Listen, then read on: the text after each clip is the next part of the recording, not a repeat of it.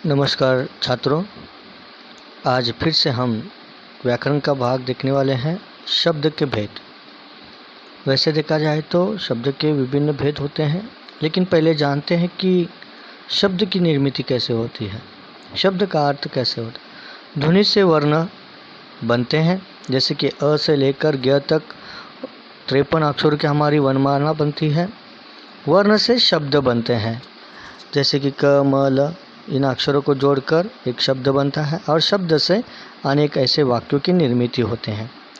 वैसे देखा जाए शब्द के भेद निर्मिति के अनुसार बनावट के आधार पर, उत्पत्ति के आधार पर, प्रयोग के आधार पर, अर्थ के आधार पर, ऐसे मुख्य शब्द के 4 अलग अलग बातें हमें नज़र आती है, भेद नज़र आते हैं। लेकिन हमें 10वीं कक्षा के दृष्टिकोण से देखा जाए तो प्रयोग के आधार पर इस भेद को देखना है। लेकिन उसके पहले हम देखते हैं कि शब्द किसे कहते हैं। अर्थपूर्ण ध्वनि यानी कि वर्ण के समूह को शब्द कहते हैं। कुछ किताबों में ऐसे भी लिखा गया है कि एक या एक से अधिक अर्थपूर्ण वर्णों का समूह यानी शब्द, जैसे कि किताब यानी कि किताब, अरे अरे हाँ। अभी देखा जाए तो व्याकरण के अनुसार शब्द के 2 मुख्य भेद प्रयोग के आधार पर सव्यय और अव्यय, इसको ही विकारी और अविकारी कहते हैं। विकारी शब्द किसे कहते हैं, इसका अर्थ क्या है? लिंग, वचन और कारक के अनुसार बदल होने वाले शब्द यानी कि विकारी शब्द, यानी कि जिसमें परिवर्तन होता है, जैसे कि लड़का का परिवर्तन लड़की और उसका परिवर्तन लड़के भी हो सकता है।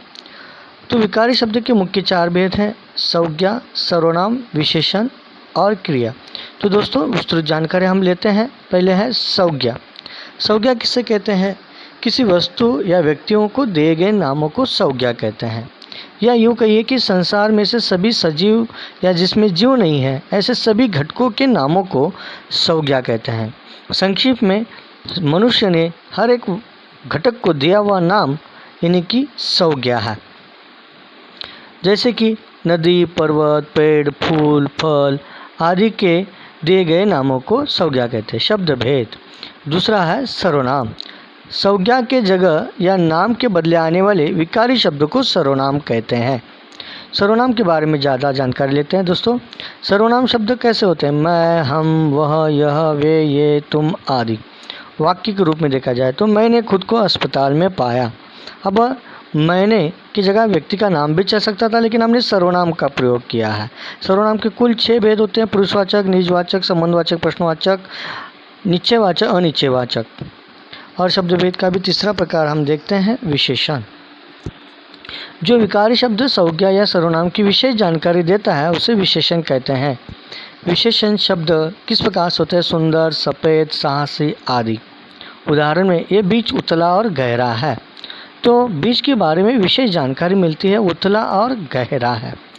इसके भी अन्य भेद दिखाई हम देते हैं: गुणवाचक विशेषण, परिणामवाचक विशेषण, संख्यावाचक विशेषण और सार्वनामिक वाचक विशेषण। दोस्तों आगे हम देखते हैं क्रिया के बारे में।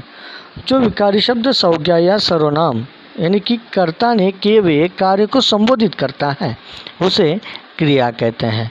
क्रिया के बारे में अधिक जानकारी देखते हैं दोस्तों। क्रिया शब्द कौन से होते हैं? खाना, पीना, उठना, जाना आदि। जो कर्ता कार्य करता है वो सभी क्रिया होते हैं। उदाहरण के रूप में रहमान ने लक्ष्मी को लकड़ी से मारा। मारा यहाँ पर क्रिया है। क्रिया के भी विभिन्न भेद हैं: सकर्मक क्रिया, आकर्मक क्रिया, द्विकर्मक क्रिया, संयुक्त क्रिया, सहायक क्रिया, प्रेरणात्मक क्रिया। तो दोस्तों धन्यवाद। दोस्तों संक्षिप्त में देखा जाए तो शब्द भेद के बारे में हम जानकारी देखते हैं प्रयोग के आधार पर, यानी कि व्याकरण के दृष्टिकोण से शब्द के भेद। मुख्य 2 भेद होते हैं: विकारी भेद और अविकारी भेद। कुल मिलाकर 8 प्रकार इसमें होते हैं। जैसे कि विकारी भेद में है संज्ञा, सर्वनाम, विशेषण और क्रिया। अविकारी में है क्रिया विशेषण, समुच्चय बोधक, संबंध सूचक, विस्मयादि बोधक अव्यय। तो दोस्तों आपको ये समझना होगा कि विकारी शब्द यानी कि जिसमें परिवर्तन होता है, अविकारी शब्द यानी कि जिसमें परिवर्तन नहीं होता है। तो दोस्तों आज हमें सिर्फ अध्ययन करना है विकारी शब्दों के बारे में। जो अभी तक आपने जानकारी हासिल की उसका संक्षिप्त स्वरूप मैं आपके सामने प्रस्तुत कर रहा हूँ। प्रकार संज्ञा है। संज्ञा यानी क्या है? वस्तु, व्यक्ति आदि के घटकों को दिए गए नाम यानी कि संज्ञा है, जिसमें पेड़ों के नाम हो सकते हैं, पर्वतों के नाम हो सकते हैं, हिमालय, गंगा आदि। सर्वनाम किसे कहते हैं? तो छात्रों अभी हम देखते हैं सर्वनाम के बारे में। नाम की जगह आने वाले शब्द को सर्वनाम करते हैं। जैसे कि बार बार हम हर जगह संज्ञा का प्रयोग नहीं कर सकते हैं, इसीलिए हमें वहाँ पर कुछ सर्वनामों का प्रयोग करना पड़ता है। जैसे कि यह, वह, वे, ये आदि। यह, मैं, हम, उन्हें, उनको, उसको आदि शब्द हमें दिखाई देते हैं। और दोस्तों, जहाँ पर सर्वनाम और संज्ञा इनकी विशेष जानकारी हमें बताई दी जाती है, जो विशेष शब्द होते हैं उसको हम विशेषण कहते हैं। जैसे संज्ञा और सर्वनाम के बारे में विशेष बातें, यानी कि रूप, रंग, ढंग, पद्धति आदि के बारे में बता देने वाले शब्द को विशेषण कहते हैं। जैसे कि अच्छा, शुद्ध, महान, बुद्धिमान, इन जैसे शब्दों का प्रयोग होता है। और चौथा भेद है जो कि क्रिया है, अर्थात कर्ता जो कार्य करता है वो क्रिया होती है। यानी कि संज्ञा और सर्वनाम उदाहरण में जो कार्य करते रहते हैं उस कार्य को ही हम क्रिया कहते हैं। जैसे कि उठना, बैठना, सोना, धोना आदि बहुत सारे ऐसे शब्द क्रिया को दर्शाते रहते हैं। तो दोस्तों, संक्षिप्त में आपको पता चल गया होगा, नाम यानी कि संज्ञा है, नाम की जगह आने वाला शब्द यानी सर्वनाम है, और इनकी विशेष बातें बताने वाला शब्द यानी कि विशेषण है, और ये दोनों जो कार्य करते हैं उस कार्य को बताने वाले शब्द को क्रिया कहते हैं। आशा करता हूँ आपको शब्द के यानी कि विकारी के 4 भेद अच्छी तरह से समझ में आए होंगे। धन्यवाद।